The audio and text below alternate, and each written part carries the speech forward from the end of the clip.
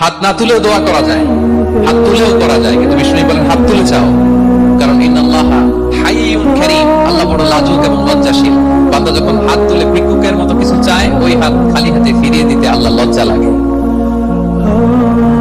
হাত তুলে চাইবেন, দোয়াতে আল্লাহর নামগুলো ধরে ধরে ডাকুন, ইয়া আল্লাহ, ইয়া রহমান, ইয়া রহিম, ইয়া হাইয়ু, ইয়া কাইয়ুম বিরহমাতিকা আস্তাগীথ। আল্লাহ নাম ধরে ধরে চান, ওই দোয়া আল্লাহ কবুল করবেন। বিষ্ণু নবীর উপর দুরূদ পড়েন, যে বিষ্ণু নবীর উপর দুরূদ পড়ে না, ওই দোয়া আল্লাহর কাছে কবুল হয় না, এটা আকাশে পেন্ডিং থাকে। কুল্লু দুআ মুআল্লাক মাহজুব বাইনাস সামাই ওয়াল আরদি মা লাম ইউসাল্লা আলাইহা। বিষ্ণু বলেন সব দোয়া আকাশে পেন্ডিং থাকে যতক্ষণ আমার উপর দুরূদ পড়া না হয়। আপনি যে বলেন হুজুর আমার দোয়া কবুল হয় না, কেন হয় না বলছেন এবার?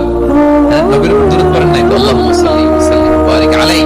শুরু করবেন বিষ্ণু দুরূদ দিয়ে, মাঝেও পড়বেন, শেষেও পড়বেন, আগেও পড়বেন, পরেও পড়বেন। আপনার দোয়া কবুল করবে কে?